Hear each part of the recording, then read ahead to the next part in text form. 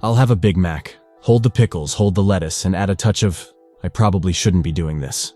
Gather round, folks, for a tale of meat madness and marital miseries. So there's this meat shop, right? People are lining up like it's the last buffet on earth, all desperate for this mysterious meat that's apparently the tastiest thing since sliced bread. Rumor has it, it's some exotic, never-before-tasted delight.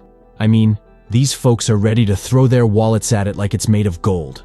Days turn into weeks, weeks turn into more weeks, and the line just keeps getting longer. Even the cops and politicians are ditching their day jobs to get a piece of the action. But hey, who wouldn't want to sink their teeth into some mystical meat from Iran? Finally, someone gets the guts to ask what kind of animal this heavenly meat comes from. And guess what? The shop owner says it's just good old pork. Yep, plain old pig.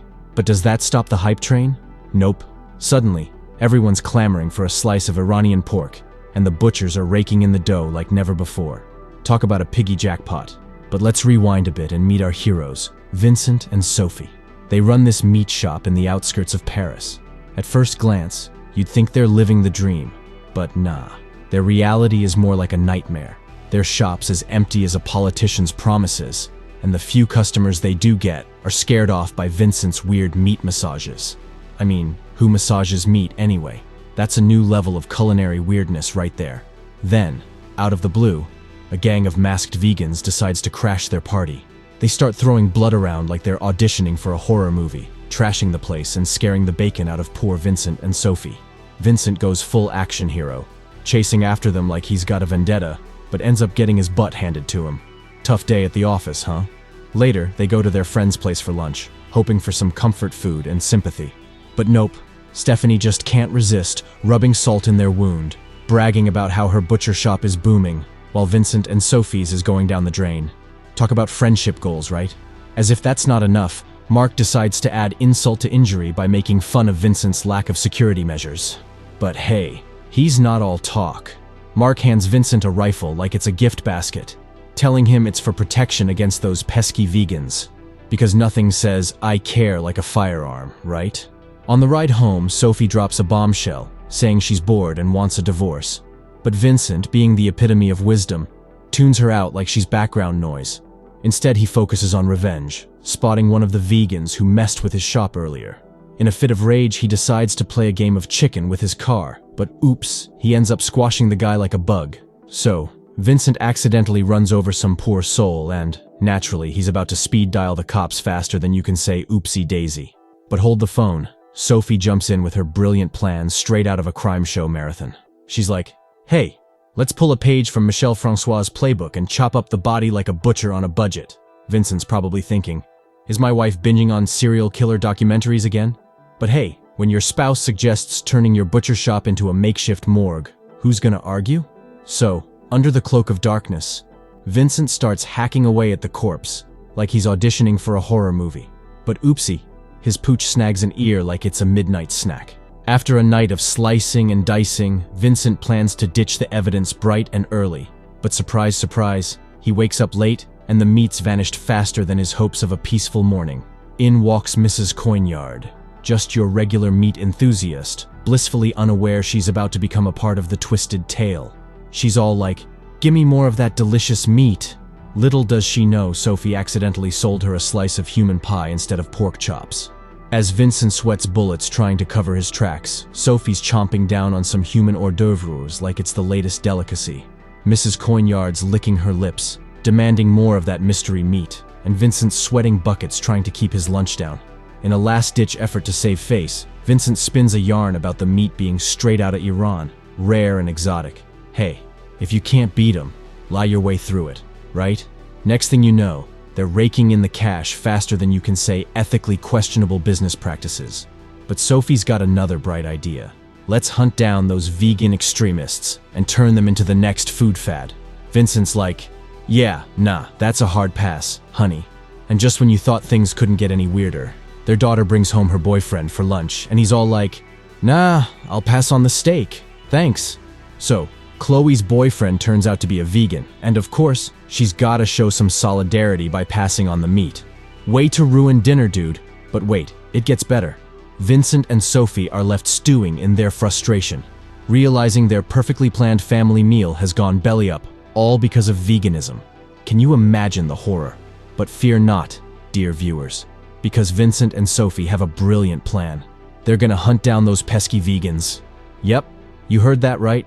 They're gonna go full-on vegan vigilante. Because why not, right? First stop on the vegan hunting expedition, a vegan restaurant. Talk about irony. They spot the owner and start scheming like a couple of Scooby-Doo villains. Vincent even gets as far as breaking into the guy's room with a cleaver, but then chickens out at the last minute. Classic. With their first attempt crashing and burning like a tofu souffle, Sophie's not one to give up easily. Oh no, she insists they need more practice. So they come up with a brilliant plan to infiltrate a vegan protest outside a supermarket. Because nothing screams undercover like protesting your own cause. They lure in a skinny vegan with their fake activism, and he takes the bait like a fish on a hook. But just when they think they've got him cornered, he shows up with his posse, throwing a wrench in their diabolical plans. Talk about a vegan roadblock. But wait, it gets even juicier. The vegans invite them to join a raid on a meat shop, and our reluctant couple is forced to tag along to keep up appearances. They even come up with a hilarious cover story about being florists. Classic sitcom material, right here. But oh, the drama doesn't end there. They end up trashing their own friend's butcher shop in a fit of jealousy. Talk about biting the hand that feeds you. Cut to a romantic dinner where Vincent and Sophie plot their next move over candlelight. But surprise, surprise, they end up having a heated argument instead. Vincent storms off in a huff, leaving Sophie to fend off the advances of a waiter. And what does she do? She lures him in, only to bite his tongue like it's a vegan snack. But wait, there's more. She then blackmails Vincent into doing her dirty work by threatening to sleep with the waiter if he refuses. And would you believe it? Vincent actually falls for it, sharpening his knife like he's auditioning for a horror movie sequel. Hold on to your hats, folks, because this roller coaster ride just got even wilder. Vincent, our reluctant killer, once again finds himself chickening out at the last minute, begging Sophie to let their victim go. But does our cunning Sophie listen? Nope. Instead, she decides to spice things up by getting all up close and personal with the poor sap. And what does that do? It sends Vincent into a frenzy. And before you know it, he's bashing the guy to oblivion. Talk about a romantic evening. The next day, Sophie gets a call from her friend Stephanie, who spills the beans about the vandalism from the night before. Our dynamic duo rush to the scene, putting on their best concerned faces, only to find out that Stephanie's hubby, Mark, is in a heated debate with a cop. Surprise, surprise, it's the same cop investigating Vincent's butcher shop vandalism. Small world, huh? But hold on to your hats because here comes the twist. Turns out, this cop isn't here to slap cuffs on Vincent. Oh no, he's heard about their famous Iranian pork and wants in on the action. Quick to cash in on an opportunity, Vincent agrees to sell him some human meat. Yep, you heard that right. And just like that, they're back in the human meat business, baby. With the cash flowing in faster than you can say vegan nightmare, they decide to make vegan hunting their new side hustle. Armed to the teeth and with their deadly techniques, they become the Bonnie and Clyde of the meat world. By the end of the week, they're rolling in dough, literally. But wait, it gets even juicier. They decide to spice up their lunch dates with their friends by bringing along some of their infamous Iranian pork. And wouldn't you know it, their friends can't get enough of it. But just when things are looking up, Mark bites into something crunchy. A pacemaker. Yep, turns out one of Vincent's victims had a pacemaker. And it's not exactly FDA approved. Cue the awkward silence. And if that's not enough drama for you, their friendly lunch date turns into a WWE SmackDown, with Vincent and Mark duking it out on the floor like a couple of backyard wrestlers. Vincent even takes a bite out of Mark's ear like it's a snack. Talk about a lunch date from hell. But hey, at least their marriage is saved, right? Nothing like a little bloodshed to reignite the flames of love. Fast forward to a vegan festival, where Vincent's eyes light up at the sight of some fresh meat. But wait, there's a twist. He suddenly realizes he's turned into a full-blown psychopath and decides to make a run for it.